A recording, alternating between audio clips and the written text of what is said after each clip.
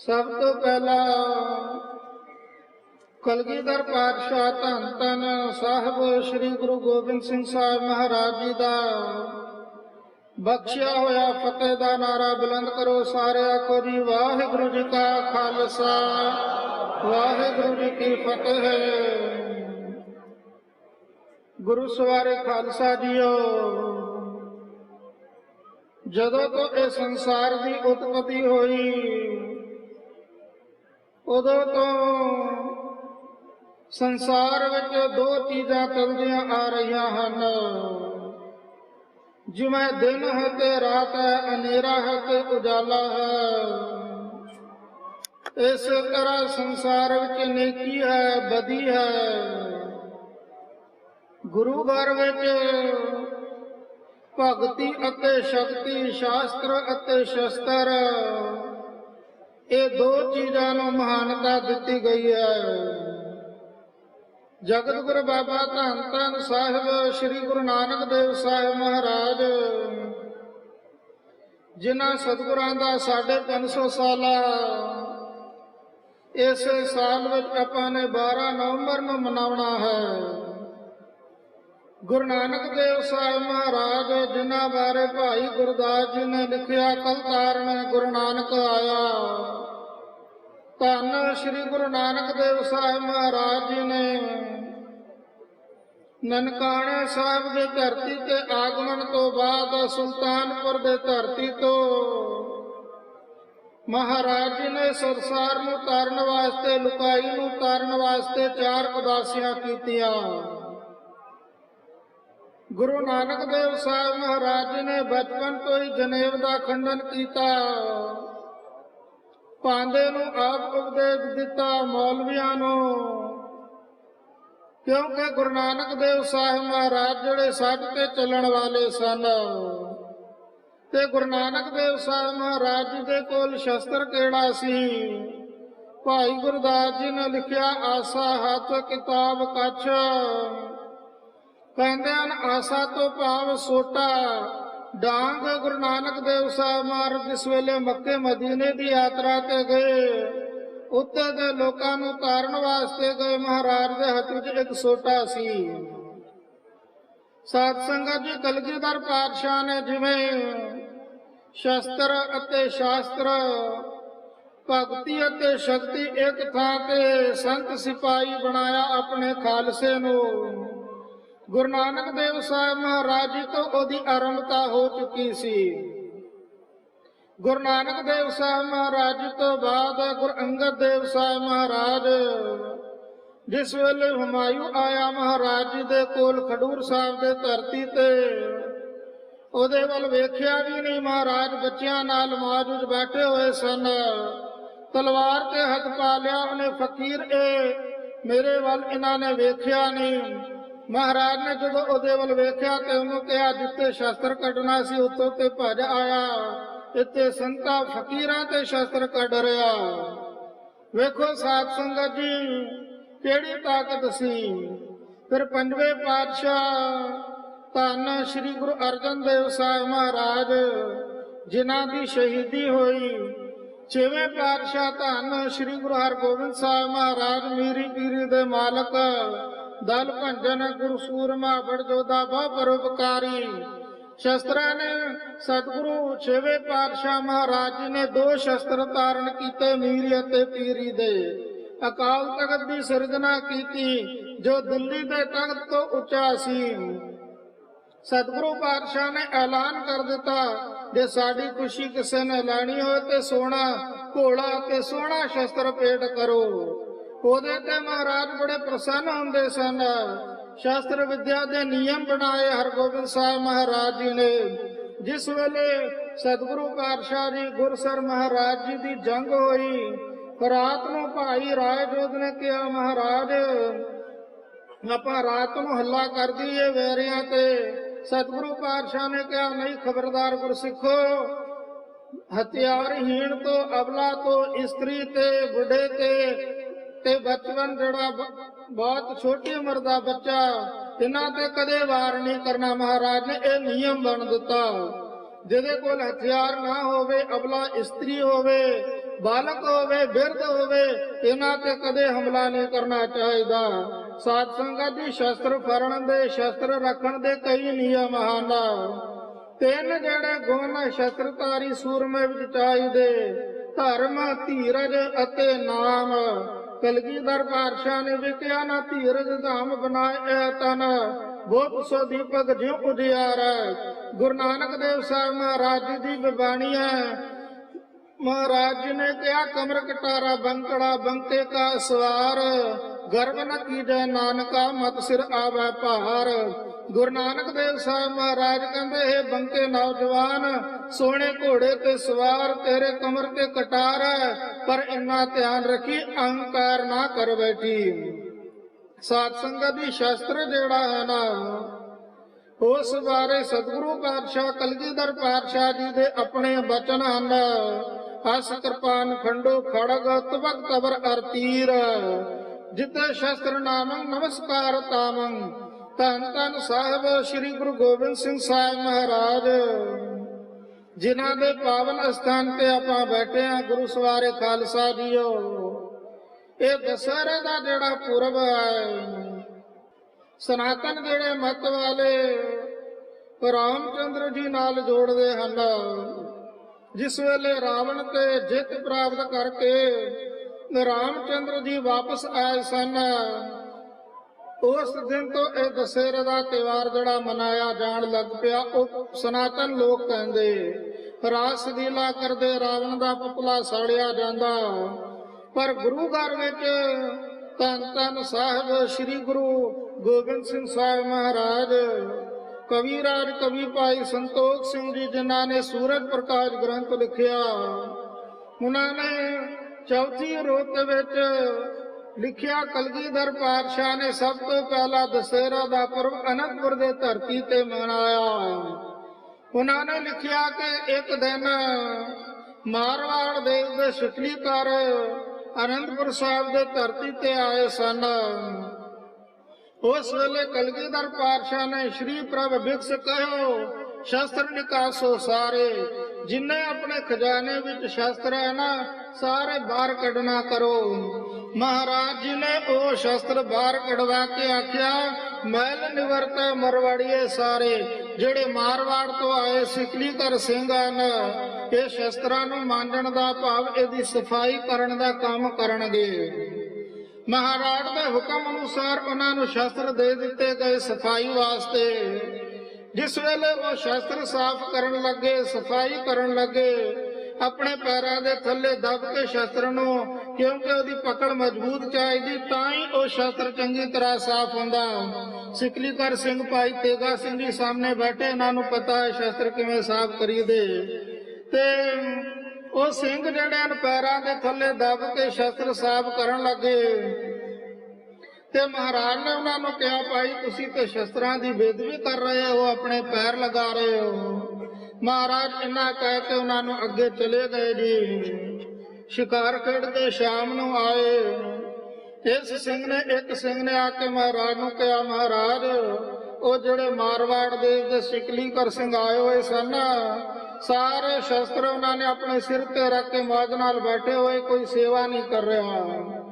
ਗੁਰੂ ਮਹਾਰਾਜ ਉਹਨਾਂ ਦੇ ਕੋਲ ਆਏ ਤੇ ਪੁੱਛਿਆ, ਭਾਈ ਕੀ ਗੱਲ ਹੈ? ਉਹ ਕਹਿਣ ਲੱਗੇ, ਮਹਾਰਾਜ ਆਪ ਜੀ ਦਾ ਹੁਕਮ ਸੀ ਕਿ ਸ਼ਸਤਰਾਂ ਦੀ ਬੇਅਦਬੀ ਨਾ ਕਰੋ, ਇਸ ਕਰਕੇ ਅਸੀਂ ਫਿਰ ਇਸ ਤਰ੍ਹਾਂ ਸਿਰ ਤੇ ਰੱਖੇ ਬੈਠੇ। ਮਹਾਰਾਜ ਮੁਸਕਰਾ ਕੇ ਉਹਨਾਂ ਨੂੰ ਕਿਹਾ, ਤੁਹਾਨੂੰ ਬਖਸ਼ਿਆ ਪਾਓ, ਤੁਸੀਂ ਜਿਸ ਤਰ੍ਹਾਂ ਮਰਜ਼ੀ ਸੇਵਾ ਕਰੋ, ਕਿਉਂਕਿ ਤੁਸੀਂ ਸ਼ਸਤਰਾਂ ਦੇ ਦਾਸ ਹੋ। ਮਹਾਰਾਜ ਨੇ ਉਹਨਾਂ ਨੂੰ ਵਰ ਦਿੱਤਾ, ਜੇ ਤੁਸੀਂ ਸ਼ਸਤਰਾਂ ਦੀ ਸੇਵਾ ਕਰੋਗੇ ਤੇ ਤੁਹਾਡੇ ਕੋਲ ਸਾਰੇ ਸੁੱਖ ਤੁਹਾਨੂੰ ਪ੍ਰਾਪਤ ਹੋਣਗੇ। ਸਾਧ ਸੰਗਤ ਜੀ, ਇਹ ਅੱਜ ਤੱਕ ਬਖਸ਼ਿਸ਼ਾਂ ਉਹਨਾਂ ਦੇ ਘਰਾਂ ਵਿੱਚ ਹੈ ਸਿਕਲੀਕਰ ਸਿੰਘਾਂ ਦੇ। ਕਈ ਥਾਵਾਂ ਤੇ ਇਹੋ ਜਿਹੇ ਚੜ੍ਹਦੀ ਕਲਾ ਵਾਲੇ ਸਿਕਲੀਕਰ ਸਿੰਘ ਹਨ। ਇਹ ਕਲਗੀਧਰ ਪਾਤਸ਼ਾਹ ਦੇ ਬਚਨ ਹੁਕਮਾਂ ਦਾ, ਜਿਹੜੇ ਮਹਾਰਾਜ ਨੇ ਹੁਕਮ ਕੀਤੇ ਸਨ ਅਨੰਦਪੁਰ ਸਾਹਿਬ ਦੇ ਧਰਤੀ ਤੇ, ਸਤਿਗੁਰੂ ਪਾਤਸ਼ਾਹ ਜੀ ਨੇ ਉਹਨਾਂ ਦੀ ਬਦੌਲਤ ਅੱਜ ਉਹਨਾਂ ਕੋਲ ਸੁੱਖ ਹੈ। ਸੋ ਗੁਰੂ ਸਵਾਰੇ ਖਾਲਸਾ ਜੀਓ, ਧੰਨ ਧੰਨ ਸਾਹਿਬ ਸ੍ਰੀ ਗੁਰੂ ਗੋਬਿੰਦ ਸਿੰਘ ਸਾਹਿਬ ਮਹਾਰਾਜ। ਅਨੰਦਪੁਰ ਦੇ ਧਰਤੀ ਤੋਂ ਬਾਅਦ ਫਿਰ ਇਹ ਦਸ਼ਹਰਾ ਤਿਉਹਾਰ ਉੱਥੇ ਮਨਾਇਆ। ਜਾਣ ਲੱਗ ਪਿਆ ਵਾਰੀ ਵਾਰੀ। ਫਿਰ ਜਿਸ ਵੇਲੇ ਤੱਕ ਦੱਖਣ ਦੇ ਇਲਾਕੇ ਤੇ ਕਲਗੀਧਰ ਪਾਤਸ਼ਾਹ ਆ ਰਹੇ ਸਨ, ਆਗਰੇ ਦੇ ਧਰਤੀ ਤੇ ਮਹਾਰਾਜ ਨੇ ਇੱਕ ਦਸ਼ਹਰੇ ਦਾ ਪੁਰਬ ਮਨਾਇਆ। ਉਸ ਤੋਂ ਬਾਅਦ ਸੱਚਖੰਡ ਪਿਆਨਾ ਕਰਨ ਤੋਂ ਪਹਿਲਾਂ ਇਸੇ ਧਰਤੀ ਤੇ ਗੁਰੂ ਗੋਬਿੰਦ ਸਿੰਘ ਸਾਹਿਬ ਮਹਾਰਾਜ ਜੀ ਨੇ ਦਸ਼ਹਰੇ ਦਾ ਪੁਰਬ ਮਨਾਇਆ। ਸ਼ਸਤਰਾਂ ਦੀ ਪੂਜਾ ਤੇ ਜਿਹੜੇ ਦਸਮ ਦੀ ਬਾਣੀ ਦੇ ਜੁੱਧਮਈ ਬਾਣੀ ਦੇ ਜਾਪ ਮਹਾਰਾਜ ਨੇ ਆਪ ਕਰਾਏ। ਜਿਸ ਵੇਲੇ ਬਾਣੀ ਦੇ ਜਾਪ ਹੁੰਦੇ ਸਨ, ਕਲਗੀਧਰ ਪਾਤਸ਼ਾਹ ਆਪ ਸ਼ਸਤਰਾਂ ਤੇ ਚੌਰ ਕਰਦੇ ਸਨ ਤੇ ਸਾਰਾ ਸਮਾਂ ਉਸ ਪੂਜਾ ਵਿੱਚ ਹਾਜ਼ਰ ਰਹਿ ਕੇ ਸ਼ਸਤਰਾਂ ਦੀ ਸੇਵਾ ਕਰਦੇ ਸਨ। ਸੋ ਗੁਰੂ ਸਵਾਰੇ ਖਾਲਸਾ ਜੀਓ, ਭਗਤ ਤੁਲਸੀਦਾਸ ਜੀ ਹੋਏ ਹਨ। ਉਹਨਾਂ ਦਾ ਇੱਕ ਦੋਹਰਾ ਬਾਰ-ਬਾਰ ਕਈ ਵਾਰੀ ਆਪ ਜੀ ਨੇ ਸੁਣਿਆ ਹੋਵੇਗਾ। ਉਹਨਾਂ ਨੇ ਕਿਹਾ, ਜਨਨੀ ਜਨੈ ਤ ਭਗਤ ਜਨ, ਕਹਿ ਦਾਤਾ ਕਹਿ ਸੂਰ। ਉਹਨਾਂ ਨੇ ਕਿਹਾ, ਜੇ ਕਿਸੇ ਦੇ ਮਾਂ ਨੇ ਭਾਵ ਕਿਸੇ ਨੇ ਬੱਚੇ ਨੂੰ ਜਨਮ ਲੈਣਾ ਹੋਵੇ ਤੇ ਉਹਦਾ ਪੁੱਤਰ ਭਗਤ ਹੋਵੇ ਜਾਂ ਸੂਰਮਾ ਹੋਵੇ ਜਾਂ ਦਾਨੀ ਹੋਵੇ। ਧੰਨ ਧੰਨ ਸਾਹਿਬ ਸ੍ਰੀ ਗੁਰੂ ਗੋਬਿੰਦ ਸਿੰਘ ਸਾਹਿਬ ਮਹਾਰਾਜ ਦੇ ਜਦੋਂ ਆਪਾਂ ਜੀਵਨ ਨੂੰ ਪੜ੍ਹਦੇ ਸਾਧ ਸੰਗਤ ਜੀ, ਮਹਾਰਾਜ ਦੇ ਜੀਵਨ ਵਿੱਚ ਹਰ ਕਿਸੇ ਵੀ ਪਾਸੇ ਦਾ ਗੁਣ ਆਪਾਂ ਵੇਖਦੇ ਤੇ ਹਰ ਗੁਣ ਵਿੱਚ ਮਹਾਰਾਜ ਸੰਪੰਨ ਸਨ। ਵੇਖੋ, ਜਦੋਂ ਆਪਾਂ ਦਾਨੀ ਮਹਾਰਾਜ ਵੱਲ ਵੇਖਦੇ, ਭਗਤ ਵੱਲ ਵੇਖਦੇ, ਸਤਿਗੁਰੂ ਪਾਤਸ਼ਾਹ ਸੂਰਮਤਾਈ ਵੇਖਦੇ ਮਹਾਰਾਜ ਜੀ ਦੀ, ਇੱਕ ਇੱਕ ਗੁਣ ਆਪਾਂ ਜੇ ਸਾਰੀ ਉਮਰ ਬਿਆਨ ਕਰੀਏ ਤਾਂ ਵੀ ਮਹਾਰਾਜ ਜੀ ਦਾ ਆਪਾਂ ਬਿਆਨ ਨਹੀਂ ਕਰ ਸਕਦੇ। ਜੇ ਆਪਾਂ ਭਗਤੀ ਵਾਲਾ ਪਾਸਾ ਵੇਖੀਏ, ਧੰਨ ਸ੍ਰੀ ਗੁਰੂ ਗੋਬਿੰਦ ਸਿੰਘ ਸਾਹਿਬ ਮਹਾਰਾਜ ਜੀ ਦੀ ਆਪਣੀ ਬਾਣੀ ਸ੍ਰੀ ਜਾਪ ਸਾਹਿਬ, ਜਿਸ ਵਿੱਚ 22 ਤਰ੍ਹਾਂ ਦੇ ਛੰਦ ਸਤਿਗੁਰੂ ਪਾਤਸ਼ਾਹ ਜੀ ਨੇ ਉਚਾਰਨ ਕੀਤੇ ਹਨ। 22 ਛੰਦ ਉਸ ਜਾਪ ਸਾਹਿਬ ਦੇ ਬਾਣੀ ਵਿੱਚੋਂ ਆਉਂਦੇ। 10 ਛੰਦ ਜਿਹੜੇ ਹਨ ਮਹਾਰਾਜ ਜੀ ਨੇ ਵੱਖਰੇ ਵੱਖਰੇ ਵਰਣਨ ਕੀਤੇ ਤੇ ਕਈ ਚਰਨ ਦੋ ਦੋ ਵਾਰੀ ਵੀ ਆਏ। ਜਾਪ ਸਾਹਿਬ ਦੀ ਬਾਣੀ ਜਿਹੜੀ ਆ ਕੰਠ ਕਰਨ ਨੂੰ ਸਭ ਤੋਂ ਸੌਖੀ ਹੈ।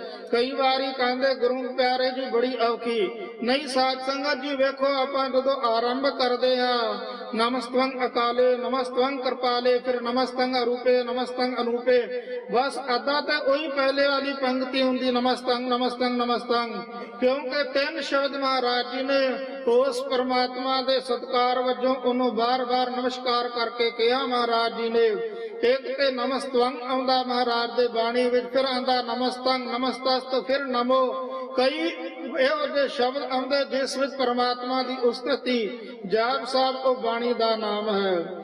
ਜੇ ਆਪਾਂ ਮਹਾਰਾਜ ਦੀ ਹੋਰ ਅੱਗੇ ਰਚਨਾ ਵੇਖਦੇ, ਅਕਾਲ ਉਸਤਤ, ਜਿਸ ਵਿੱਚ ਕਲਗੀਧਰ ਪਾਤਸ਼ਾਹ ਨੇ ਕਿਹਾ, ਜਲਸ ਤੋਈ, ਥਲਸ ਤੋਈ, ਨਦਸ ਤੋਈ, ਭਾਵ ਤੂੰ ਹੀ ਕਰਕੇ ਉਸ ਪਰਮਾਤਮਾ ਦਾ ਮਹਾਰਾਜ ਜੀ ਨੇ ਜਸ ਕੀਤਾ। ਜੇ ਭਗਤੀ ਵਾਲਾ ਪਾਸਾ ਵੇਖੀਏ ਤੇ ਮਹਾਰਾਜ ਜੀ ਦੀ ਜੇ ਸੂਰਮਤਾਈ ਵੇਖੀਏ ਸਾਧ ਸੰਗਤ ਜੀ, ਕਲਗੀਧਰ ਪਾਤਸ਼ਾਹ ਜੀ ਨੇ ਆਪਣੇ ਜੀਵਨ ਵਿੱਚ 14 ਜੰਗਾਂ ਲੜੀਆਂ, ਛੋਟੀਆਂ ਵੱਡੀਆਂ ਮਿਲਾ ਕੇ। ਪਹਾੜੀ ਰਾਜੇ ਜਿਹੜੇ ਉਸ ਇਲਾਕੇ ਚ ਅਨੰਦਪੁਰ ਦੇ ਆਸੇ ਪਾਸੇ ਰਹਿੰਦੇ ਸਨ, ਜਿਸ ਵਾਰੀ ਜੰਗ ਆਉਂਦੀ ਮਹਾਰਾਜ ਜੀ ਦੀ, ਕਿਰਪਾਲ ਚੰਦ ਇਹੋ ਜਿਹੇ ਵੱਡੇ ਵੱਡੇ ਜਿਹੜੇ ਪਹਾੜੀ ਰਾਜੇ, ਉਹਨਾਂ ਨੂੰ ਮਹਾਰਾਜ ਨੇ ਹਰਾਇਆ। ਉਹਨਾਂ ਦੇ ਸੂਰਬੀਰ ਜਿਹੜੇ ਯੋਧੇ ਸਨ, ਮਹੰਤ ਕਿਰਪਾਲ ਦਾਸ ਜੀ, ਸੰਗੋ ਸ਼ਾਹ, ਰੰਗੋ ਸ਼ਾਹ, ਹੋਰ ਕਈ ਇਹੋ ਜਿਹੇ ਸੂਰਮੇ ਹਨ ਜਿਨ੍ਹਾਂ ਤੋਂ ਮਹਾਰਾਜ ਨੇ ਜੰਗ ਕਰਾਇਆ। ਜਿਨ੍ਹਾਂ ਨੇ ਕਦੇ ਜੰਗ ਕੀਤਾ ਨਹੀਂ, ਉਹਨਾਂ ਤੋਂ ਮਹਾਰਾਜ ਜੀ ਨੇ ਜੰਗ ਕਰਾਇਆ। ਇਹੋ ਜਿਹੇ ਕਲਗੀਧਰ ਪਾਤਸ਼ਾਹ ਦੇ ਦਾਨੀ ਸਤਿਗੁਰੂ ਪਾਤਸ਼ਾਹ ਜੀ ਵੱਲ ਆਪਾਂ ਵੇਖਦੇ, ਸਰਬੰਸ ਦਾਨੀ ਆਪਾਂ ਕਲਗੀਧਰ ਪਾਤਸ਼ਾਹ ਜੀ ਨੂੰ ਕਹਿੰਦੇ। ਸਾਧ ਸੰਗਤ ਜੀ, ਗੁਰੂ ਗੋਬਿੰਦ ਸਿੰਘ ਸਾਹਿਬ ਮਹਾਰਾਜ ਜੀ ਦੇ ਹਜ਼ੂਰੀ ਵਿੱਚ ਇੱਕ ਕਵੀ ਆਇਆ। ਮਹਾਰਾਜ ਜੀ ਦੇ ਦਰਬਾਰ ਵਿੱਚ 52 ਕਵੀ ਰਹਿੰਦੇ ਸਨ। ਪਾਵਟੇ ਸਾਹਿਬ ਦੇ ਧਰਤੀ ਤੇ ਕਲਗੀਧਰ ਪਾਤਸ਼ਾਹ ਨੇ ਬਾਣੀ ਦੀ ਰਚਨਾ ਕੀਤੀ। ਦਸਮ ਗ੍ਰੰਥ ਦੀ ਜਿਹੜੀ ਮੁੱਖ ਬਾਣੀਆਂ ਹਨ, ਉਹ ਉਸ ਥਾਂ ਤੇ ਮਹਾਰਾਜ ਨੇ ਉਹਦੀ ਰਚਨਾ ਕੀਤੀ ਤੇ ਉੱਥੇ ਮਹਾਰਾਜ ਜੀ ਦੇ ਹਜ਼ੂਰੀ ਵਿੱਚ 52 ਕਵੀ ਰਹਿੰਦੇ ਸਨ। ਕਵੀ ਦਰਬਾਰ ਨਿਤ ਸਜਦਾ ਸੀ। ਇੱਕ ਵਾਰੀ ਮਹਾਰਾਜ ਜੀ ਦਾ ਦੀਵਾਨ ਸਜਿਆ ਹੋਇਆ ਸੀ ਤੇ ਇੱਕ ਕਵੀ ਆਇਆ। ਵਸਤਰ ਉਹਦੇ ਬੜੇ ਮਲੀਨ ਸਨ, ਪਾਟੇ ਸੀ ਤੇ ਜਿਹੜਾ ਸਿੰਘ ਉੱਥੇ ਸਟੇਟ ਦਾ ਕੰਮ ਕਰਦਾ ਸੀ, ਭਾਵ ਸਾਰਿਆਂ ਨੂੰ ਵਾਰੀ ਟਾਈਮ ਦਿੰਦਾ ਸੀ, ਉਹਨੂੰ ਆ ਕੇ ਬੇਨਤੀ ਕੀਤੀ, ਮੈਂ ਵੀ ਕੁਝ ਬੋਲਣਾ ਚਾਹੁੰਦਾ ਹਾਂ। ਉਹ ਸਿੰਘ ਨੇ ਮਹਾਰਾਜ ਜੀ ਤੋਂ ਆਗਿਆ ਲਈ। ਮਹਾਰਾਜ ਨੇ ਕਿਹਾ ਠੀਕ ਹੈ, ਜ਼ਰੂਰ ਟਾਈਮ ਦਿਓ। ਜਿਸ ਵੇਲੇ ਉਹ ਕਵੀ, ਜਿੱਥੇ ਸਾਰੇ ਕਵਿਤਾ ਬੋਲਣ ਵਾਲੇ ਸਟੇਜ ਤੇ ਸੀ, ਉੱਥੇ ਨਹੀਂ ਆਇਆ। ਕਲਗੀਧਰ ਪਾਤਸ਼ਾਹ ਜੀ ਦੇ ਸਾਹਮਣੇ ਖੜਾ ਹੋ ਗਿਆ ਤੇ ਸਾਹਮਣੇ ਖੜੇ ਹੋ ਕੇ ਵਸਤਰ ਉਹਦੇ ਪਾਟੇ ਸਨ। ਸਰੀਰ ਵੀ ਇਹੋ ਜਿਹਾ ਸੁੱਕਾ ਸੀ, ਦੁਬਲਾ ਪਤਲਾ ਸੀ ਤੇ ਮਹਾਰਾਜ ਜੀ ਦੇ ਸਾਹਮਣੇ ਆ ਕੇ ਦੰਡ ਬੈਠਕ ਕੱਢਣ ਲੱਗਾ, ਆਪਣੇ ਪਟਾਂ ਨੂੰ ਵਜਾਉਣ ਲੱਗਾ ਤੇ ਡੌਲਿਆਂ ਨੂੰ ਵਜਾਉਣ ਲੱਗਾ। एक खालसे ने उठ के कहा, तू कवि है कि पहलवान है, कुश्ती लड़न आया कि तो कविता सुनन आया? फिर उन्हें कहा जी मैं कवि हाँ, मेरे को बोलन की ताकत है, लिखण की कलम भी ताकत है, सब कुछ है। फिर उन्हें पूछा फिर इतने एक क्यों कसरत क्यों कर रहा है? वो कहने लगा मैं दरिद्रा दा दरिद्र दाता गरीबी दा मरिया होया हाँ।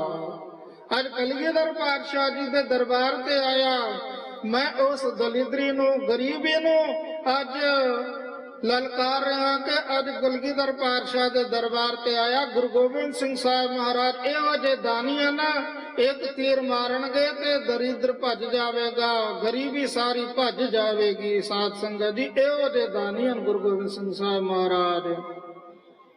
सतगुरु पातशाह जी ने जिस वेले उहदी गल सुनी ना, बड़े प्रसन्न हुए। महाराज ने कहा इनू जिन्ना वजन एदा ना उन्ना इनू दान देओ, अशरफिया देओ। इहो जे दाते सतगुरु धन धन साहब श्री गुरु गोबिंद सिंह साहब महाराज, परोपकारी बंदूकधारी सरबंस दानी सतगुरु पातशाह, सूरमे वरियाम अकेला, बेअंत गुणन कलगीधर पातशाह जी दे साध संगत जी। ते जिन्हां ते महाराज कृपा करते हैं अपने खालसे ते, जिन्हां नूं संत सिपाही बनाया महाराज ने, शास्त्र अते शस्त्र बख्शे हैं, वो भी खालसा सतगुरु पातशाह जी की कृपा का सदका चढ़दी कला च महाराज ने खालसे नूं बनाया। साध संगत जी जेड़े सतगुरु पातशाह जी के दरोगर तो वरसाए हैं, उन्हां बारे भी सतगुरु पातशाह आप अपने बाणी विच कहंदे, धन जियो तै को जग में मुक्ते हर चित में जुद विचार दे अनित नानेतर है, जस नाव चढ़ा को सागर तार धीरज ताम बना एह तन बुध सो दीपक जिं उजियार, ज्ञान की बरणी मनो हाथ ला कातरता कुतवार बुहार। महाराज कहंदे ज्ञान दा झाड़ू लैके अपने हत्थां विच फड़ के जिहड़ी कायरता डरपोकता उन्होंने दूर करना कर। गुरु सवारे खालसा जीओ एक घटना कह के मैं समाप्ति कर देवांगा। सतगुरु कलगीधर पातशाह जी की बख्शिशां दा सदका एक बकापुर पिंड है पंजाब विच 10, 11, 12 अक्टूबर 1920 की एक घटना है। उत्थे एक करीम बख्श करके मौलवी रहिंदा सी, स्कूल मदरसे विच पढ़ाउंदा सी बच्चियां नूं। ते जिथों रस्ते तो लंघदा सी ना, उत्थे एक महापुरखां दा निर्मले साधुआं दा डेरा सी। जदों कदों भी उसने उस रस्ते तो लंघना आना जाना, महापुरखा कोल जाके बैठना, उन्हां दी गलबात सुननी। हौली हौली वह गुरमुखी सीखण लग पिया। महापुरखा ने उन्होंने जपजी साहब, जाप साहब, सुखमनी साहब दियां बाणियां पढ़ाइया। हौले हौले श्री गुरु ग्रंथ साहब महाराज जी की संथ्या कराई। उन्हां इहदा प्रेम इन्ना लग गया गुरबाणी नाल। उस मुसलमान करीम बख्श ने कहते हैं अपने घर विच श्री गुरु ग्रंथ साहब महाराज जी का प्रकाश कर लिया। बाड़ी पढ़न लग पवे रोज। ओदी घरवाली चढ़ाई कर गई। उन्हें अपनी घरवाली का संस्कार किया। सारे मुसलमानों तो रौला पै गया कि मुसलमानों ते दफनाउंदे तू ते संस्कार किया। उन्हें ऐलान कर दिता कि जदों तो मैं बाणी पढ़ना शुरू किया उदों तो ही मैं कलगीधर पातशाह जी का बन चुका सी। अज मैं अमृत की दात भी प्राप्त कर लेंदा हाँ। उन्हें अमृत छकिया, ओदा नाम लखमीर सिंह रखिया। अमृत छकण तो बाद घर विच ओदे जेड़े बच्चे होए उन्होंने भी उन्हें गुरबाणी पढ़ाई। ओदे घर विच एक पुत्र होया जिसका नाम महताब सिंह रखिया गया। साध संगत जी उन्हें भी अमृत छकिया। ਜਿਸ ਵੇਲੇ ਹਰਮੰਦਰ ਸਾਹਿਬ ਦਰਸ਼ਨਾਂ ਨੂੰ ਗਿਆ ਉਹ ਮਹਿਤਾਬ ਸਿੰਘ, ਉੱਥੇ ਮਹੰਤਾਂ ਦਾ ਪੁਜਾਰੀਆਂ ਦਾ ਕਬਜ਼ਾ ਸੀ। ਉਸ ਵੇਲੇ ਜਿਹੜੇ ਨੀਵੀਂ ਜਾਤ ਦੇ ਸਨ ਉਹਨਾਂ ਦਾ ਕੜਾ ਪ੍ਰਸ਼ਾਦ ਦਾ ਟਾਈਮ ਵੱਖਰਾ ਸੀ, ਦੂਜਿਆਂ ਦਾ ਵੱਖਰਾ ਸੀ। ਇਹ ਜਿਸ ਵੇਲੇ ਗਿਆ ਤੇ ਉਹਨਾਂ ਨੇ ਕਿਹਾ ਹੁਣ ਤੁਹਾਡਾ ਟਾਈਮ ਲੰਘ ਚੁੱਕਾ ਹੈ। ਉਸ ਵੇਲੇ ਕਹਿੰਦੇ ਹਨ ਬੜਾ ਰੌਲਾ ਪਿਆ ਤੇ ਸਾਰਿਆਂ ਨੇ ਕਿਹਾ ਠੀਕ ਹੈ, ਗੁਰੂ ਗ੍ਰੰਥ ਸਾਹਿਬ ਮਹਾਰਾਜ ਜੀ ਤੋਂ ਬਚਨ ਲਿਆ ਜਾਵੇ, ਮਹਾਰਾਜ ਜੋ ਬਚਨ ਕਰਨਗੇ ਆਪਾਂ ਉਹਦੇ ਤੇ ਚੱਲਾਂਗੇ। ਕਹਿੰਦੇ ਨੇ ਹਰਮੰਦਰ ਸਾਹਿਬ ਵਿੱਚ ਸ੍ਰੀ ਗੁਰੂ ਗ੍ਰੰਥ ਸਾਹਿਬ ਮਹਾਰਾਜ ਜੀ ਦਾ ਜਿਸ ਵੇਲੇ ਹੁਕਮਨਾਮਾ ਲੈਣ ਲੱਗੇ ਸਾਰਾ ਸੰਨਾਟਾ ਛਾ ਗਿਆ ਕਿ ਹੁਕਮ ਕੀ ਆਵੇਗਾ। ਉਸ ਵੇਲੇ ਹੁਕਮ ਆਇਆ ਸੀ ਸਾਧ ਸੰਗਤ ਜੀ, ਸੋਰਠ ਮਹਲਾ ਤੀਜਾ, ਨਿਗੁਣਿਆਂ ਨੂੰ ਬਖਸ਼ ਲੈ ਆਪੇ। ਭਾਵ ਜਿਹੜੇ ਨਿਰਗੁਣ ਹਨ, ਜਿਨ੍ਹਾਂ ਵਿੱਚ ਕੋਈ ਗੁਣ ਨਹੀਂ, ਉਹਨਾਂ ਨੂੰ ਵੀ ਮਹਾਰਾਜ ਬਖਸ਼ਦੇ ਹਨ। ਉਸ ਵੇਲੇ ਜੈਕਾਰਿਆਂ ਦੇ ਗੂੰਜ ਵਿੱਚ ਸਿੱਖ ਪੰਥ ਨੇ ਉਸ ਵੇਲੇ ਹਰਮੰਦਰ ਸਾਹਿਬ ਦੀ ਸੇਵਾ ਸਾਂਭੀ। ਪਹਿਲਾ ਦਿਨ ਉਹ ਸੀ ਸਾਧ ਸੰਗਤ ਜੀ। ਵੇਖੋ ਇਹੋ ਜਿਹੇ ਕਮਾਈ ਵਾਲੇ ਚੜ੍ਹਦੀ ਕਲਾ ਵਾਲੇ ਗੁਰਸਿੱਖ ਕਲਗੀਧਰ ਪਾਤਸ਼ਾਹ ਜੀ ਤੋਂ ਦਰੋ ਗਰੋ ਵਰਸਾਏ ਹਨ।